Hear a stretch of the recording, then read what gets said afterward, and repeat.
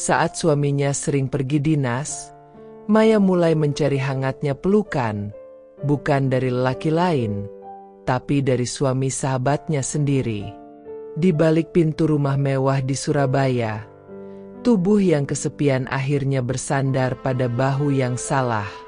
Curhat menjadi desah, tatapan menjadi ciuman, dan pelukan itu tak pernah bisa berhenti.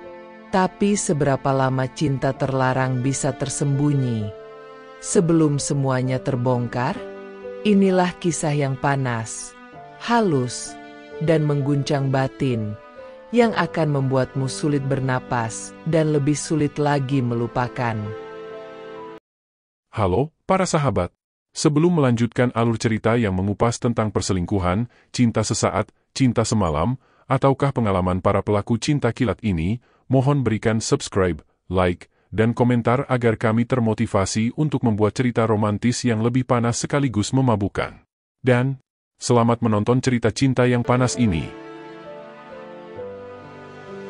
Surabaya sore itu diselimuti mendung. Aroma tanah basah mulai merambat ke dalam ruang tamu rumah bergaya kolonial milik keluarga Sumitro. Di sofa yang empuk, Maya Widarso menyandarkan tubuhnya yang lelah. Gaun biru langit membalut tubuh semampainya, menegaskan siluet yang tak kalah memikat dengan lukisan-lukisan Eropa yang tergantung di dinding. "Suamimu belum pulang lagi, Maya?" tanya Ratna dari arah dapur, sembari membawa 2 cangkir teh melati. Maya menggeleng pelan. "Masih di balik papan. 2 minggu lagi katanya baru pulang. Terkadang aku lupa seperti apa aroma tubuhnya." Ratna tertawa kecil, namun tidak sepenuhnya menutupi kekhawatirannya. "Kamu ini masih muda, cantik pula. Kalau terus begini, kamu bisa jadi bahan rayuan lelaki yang tak bertanggung jawab." "Aku bukan takut dirayuna. Aku takut menyerah," jawab Maya lirih. Mereka berbincang hingga senja mulai menyelinap masuk dari balik tirai jendela. Obrolan bisnis yang biasanya penuh semangat, kini perlahan berubah menjadi diskusi tentang tubuh dan kesepian, tentang rindu yang tidak bisa diwakilkan dengan kata, dan sentuhan yang tak pernah sempat tiba. Tak lama, suara mobil masuk ke garasi. "Itu Mas Hari," ucap Ratna sambil beranjak. Langkah laki-laki itu terdengar berat namun pasti. Haryanto Sumitro, lelaki berusia awal 50, berwibawa dan menawan dalam cara yang sederhana. Rambutnya mulai memutih di sisi, namun sorot matanya masih menyala seperti api kecil yang belum padam. "Selamat sore, Maya," sapanya sopan, namun sorot matanya seolah menembus kulit luar Maya. "Sore, Mas Hari." Satu cium pipi kiri dan kanan dari Ratna, lalu tangan Haryanto menjabat tangan Maya. Hang, tegas, sedikit lebih lama dari seharusnya.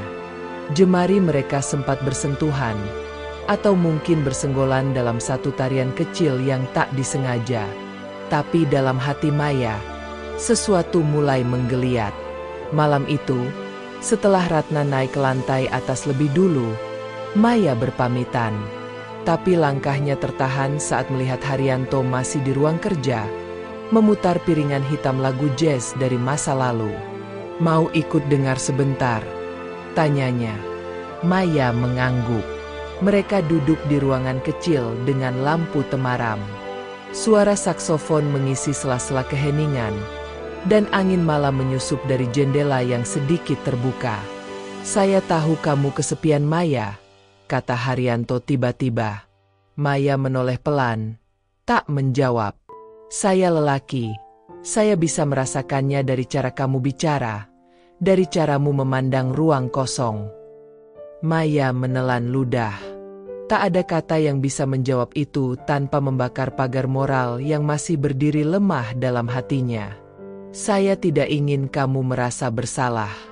Tapi kalau kamu butuh teman bicara, dengan cara yang lebih dalam, saya ada di sini." Dan malam itu berakhir dengan pelukan. Bukan sekadar pelukan biasa. Pelukan dua tubuh yang sama-sama merindukan kehangatan, namun masih tertahan dalam selimut simbol-simbol yang belum sepenuhnya mereka mengerti. Pagi di Surabaya selalu menyimpan dua sisi, kegaduhan jalan raya dan keheningan batin. Maya bangun di tempat tidurnya sendiri, namun pikirannya masih tertinggal semalam di ruang kerja rumah sahabatnya. Aroma kopi yang biasanya menenangkan, kini justru memperkuat denyut yang belum tuntas di dadanya.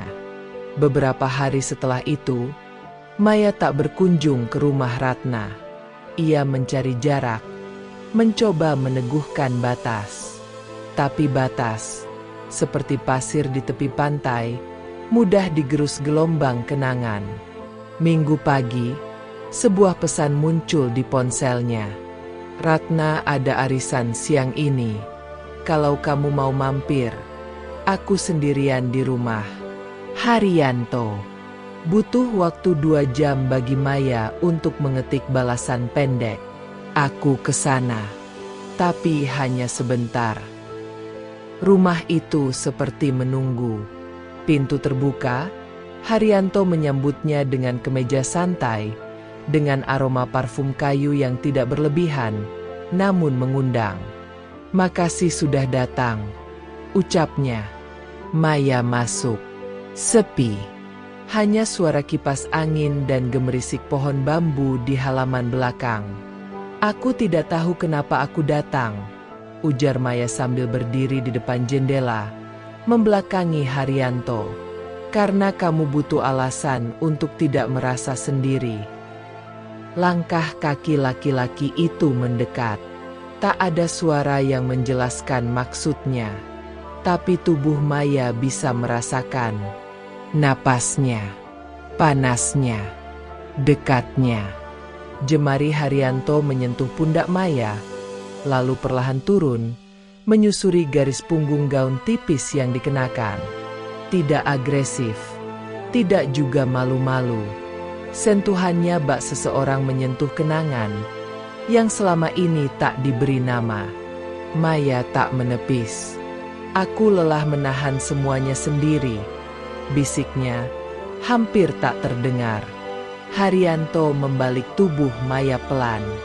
Mata mereka bertemu lama, dan di detik berikutnya, bibir mereka menyatu dalam ciuman yang dalam, seolah semua keraguan dan kesepian meleleh dalam satu isapan panjang. Haryanto membawa Maya ke ruang tamu. Di atas sofa itu, segala batas runtuh. Bukan karena nafsu semata, tapi karena tubuh mereka telah lama menunggu untuk dimengerti. Gerakan mereka lambat, penuh rasa. Jemari saling menyusuri, bibir saling membaca. Maya tak lagi bicara tentang suaminya. Haryanto tak menyebut nama Ratna. Yang tersisa hanya mereka. Ketika segalanya usai, dan Maya bersandar di dada Haryanto, hujan tipis mulai turun di luar jendela. Seolah langit pun menyiramkan pengertian atas dosa yang terasa seperti kebutuhan yang tertunda. "Ini salah," ujar Maya akhirnya. Haryanto menjawab, "Mungkin, tapi rasanya benar."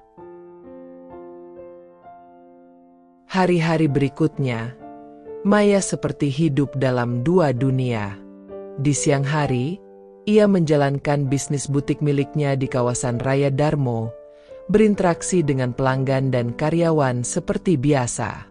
Namun saat senja menyentuh kota, pikirannya melayang ke ruang tamu beraroma kenangan, di rumah sahabatnya sendiri. Dan entah mengapa, setiap kali Maya mencoba menjauh, justru dunia mengarahkan langkahnya kembali. Suatu malam, ketika Ratna mengundang Maya untuk makan malam keluarga, Maya nyaris menolak. Tapi suara lembut Ratna di telepon memaksanya berkata, "Ya, Mas Hari juga di rumah ya?" Tanya Maya mencoba terdengar santai. "Tentu, aku masakin rawon kesukaan kalian berdua," jawab Ratna, tanpa curiga sedikit pun. Dan malam itu pun datang. Maya mengenakan blus putih dengan rok panjang yang sopan, namun wangi tubuhnya tidak berbohong. Ia tahu Haryanto akan merasakannya. Ia tahu, dari sorot mata Haryanto saat membuka pintu, lelaki itu mengingat segalanya. Ciuman, sentuhan, desah napas. Di meja makan, mereka bertiga seperti aktor panggung dalam naskah drama keluarga sempurna. Ratna bercanda tentang arisan, tentang resep baru, dan sesekali menggoda Maya untuk segera punya anak. Maya tersenyum, tapi matanya sesekali bertemu dengan mata Haryanto. Sebuah pertemuan sunyi yang lebih riuh dari obrolan di meja. Setelah makan, Ratna pamit naik sebentar untuk video call dengan adik perempuannya. Tinggallah Maya dan Haryanto di ruang tengah. Maya, suara Haryanto nyaris seperti desahan. Pelankan suaramu. Maya mendekat. Tak perlu kata-kata. Malam ini kita harus pura-pura tak saling tahu. Namun tubuh berkata lain. Di balik pintu kayu tua ruang kerja yang setengah terbuka, mereka kembali menjadi dua tubuh yang lapar. Maya terdorong ke dinding. Napasnya memendek saat jemari Haryanto menyusuri sisi pinggangnya, membuka satu demi satu kancing blus putihnya dengan kesabaran seorang penyair. Tak ada ranjang malam itu. Hanya kursi kulit, meja kayu tua, dan cahaya lampu temaram yang menggambar bayangan tubuh di dinding. Haryanto mengecup setiap inci kulit Maya, seperti membaca puisi rahasia yang hanya bisa dimengerti dengan indera.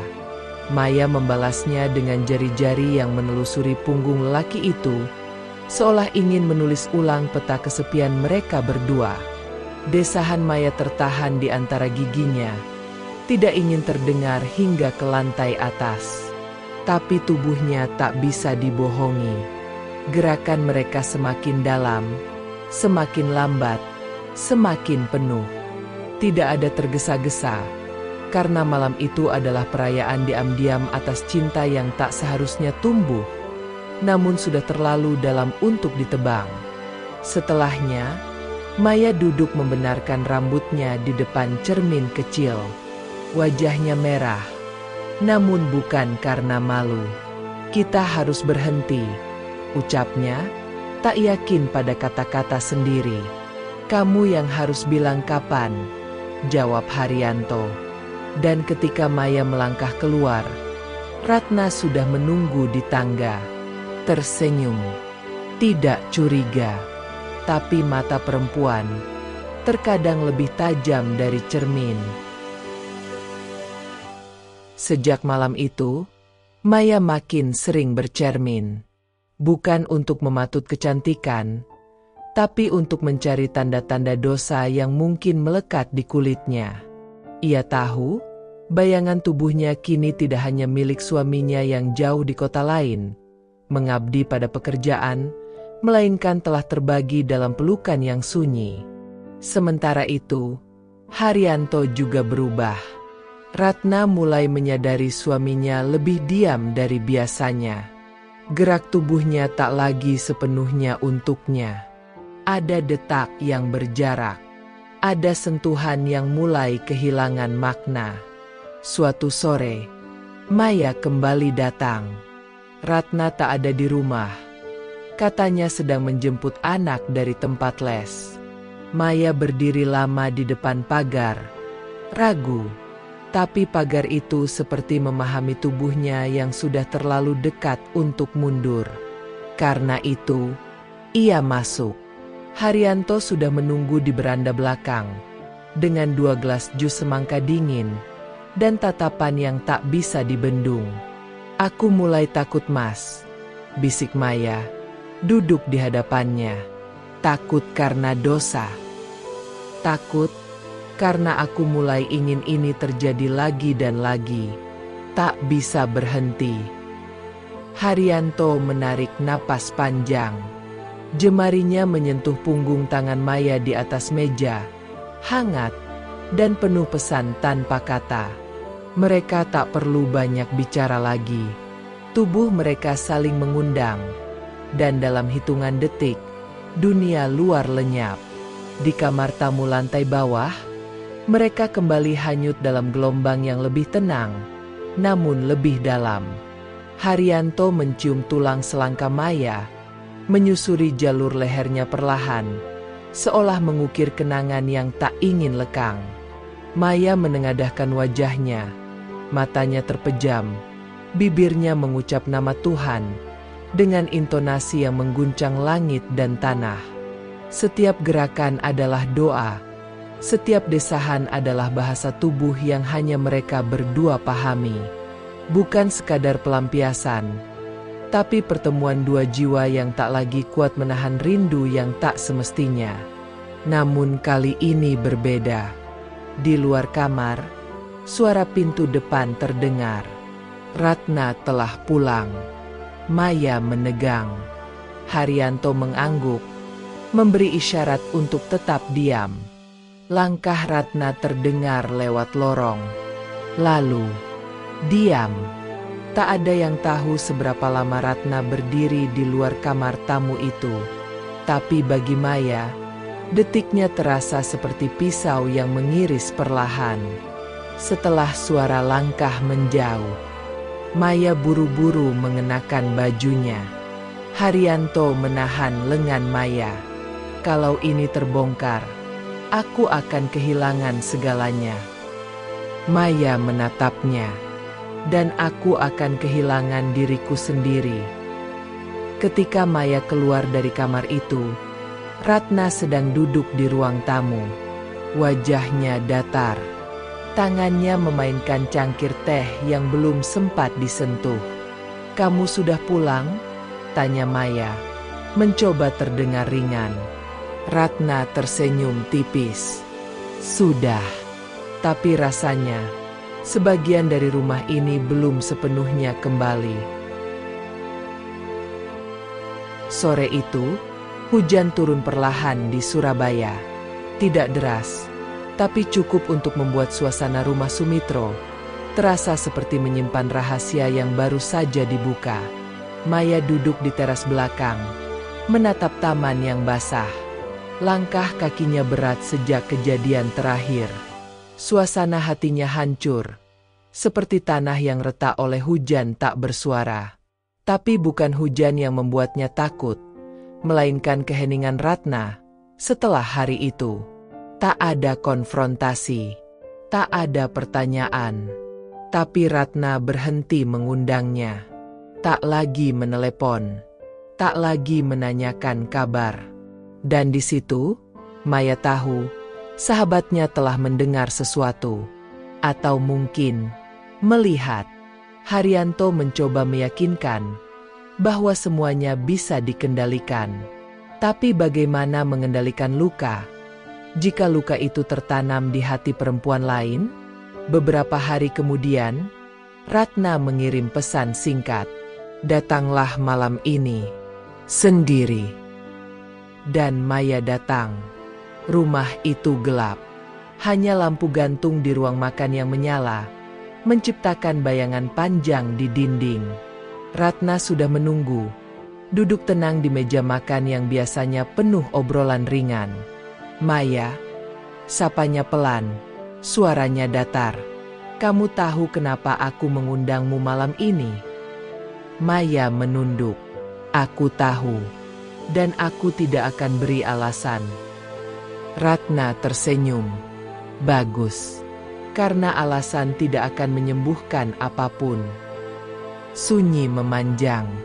Lalu Ratna berdiri, mengambil selembar foto dari tas kecilnya, meletakkannya di atas meja. Maya menatap. Sebuah potret buram dari kamera pengintai kecil di lorong. Terlihat tubuhnya dengan gaun tipis, masuk ke kamar tamu. Di belakangnya, Haryanto. "Awalnya aku tidak percaya, tapi insting perempuan tidak pernah sepenuhnya salah," ujar Ratna. Suaranya mulai bergetar.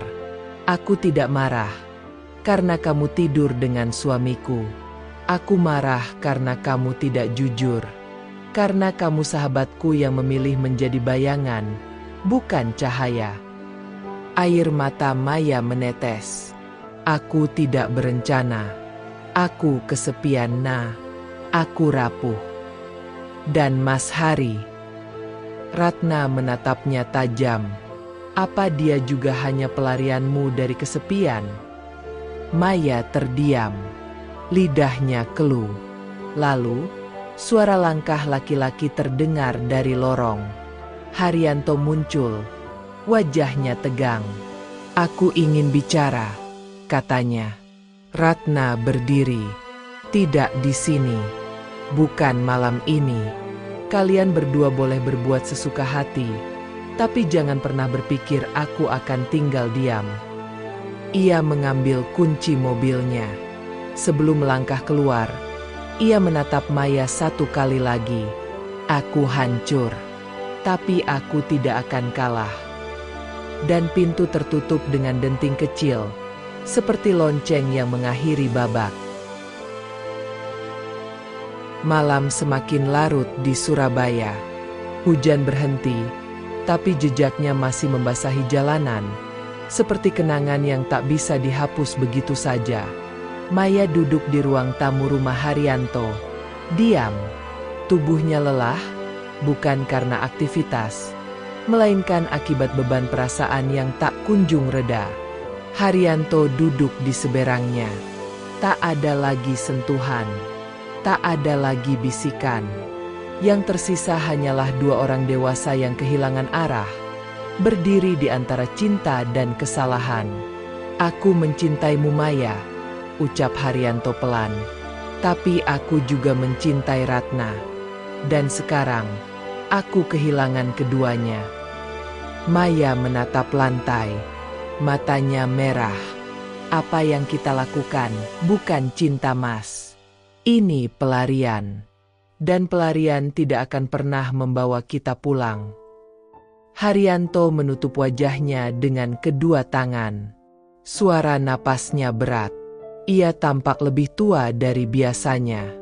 Lelaki yang biasanya tenang itu kini tampak patah. Aku sudah mengajukan cuti panjang, kata Maya akhirnya. Aku akan ke Malang. Sendirian. Menata hati. Mungkin memperbaiki sesuatu dalam diriku. Dan kita? Tanya Haryanto, nyaris seperti anak kecil yang tak ingin ditinggal. Kita tidak pernah benar-benar ada, Mas. Kita hanya bayangan. Dan aku lelah hidup dalam bayangan. Beberapa hari kemudian, Maya pamit kepada Ratna lewat surat, dititipkan lewat karyawan butiknya. Ia tak ingin memaksa pintu yang sudah tertutup. Surat itu sederhana, tapi tulus. Untuk Ratna. Aku tidak berharap dimaafkan, tapi aku ingin kau tahu, aku menyesal. Aku mengkhianatimu, bukan karena aku tak menghargaimu, tapi karena aku kehilangan diriku sendiri. Jika kelak waktu menyembuhkan, aku harap kau akan ingat, sebelum semua ini, kita adalah dua sahabat yang saling menjaga. Dan itu tidak pernah bohong. Surat dari Maya itu tak pernah dibalas Ratna. Tapi beberapa minggu kemudian, saat Maya membuka email lamanya, ada sebuah pesan masuk tanpa subjek. Isinya hanya satu kalimat. Aku tidak memaafkanmu sekarang, tapi aku sedang belajar melepaskan dendam. Maya menangis malam itu, bukan karena terluka, tapi karena tahu, luka mereka setidaknya mulai bernapas. Di Malang, Maya mulai menata hidupnya kembali. Ia belajar memasak, menulis blog kecil tentang perasaan dan perjalanan batin perempuan. Ia tak lagi menunggu Haryanto, dan tak berharap Ratna akan menelepon. Tapi di suatu pagi yang cerah, ia membuka jendela dan merasakan udara masuk, bersih, lembut, dan tidak menyakitkan. Itu pertanda luka telah belajar berdamai.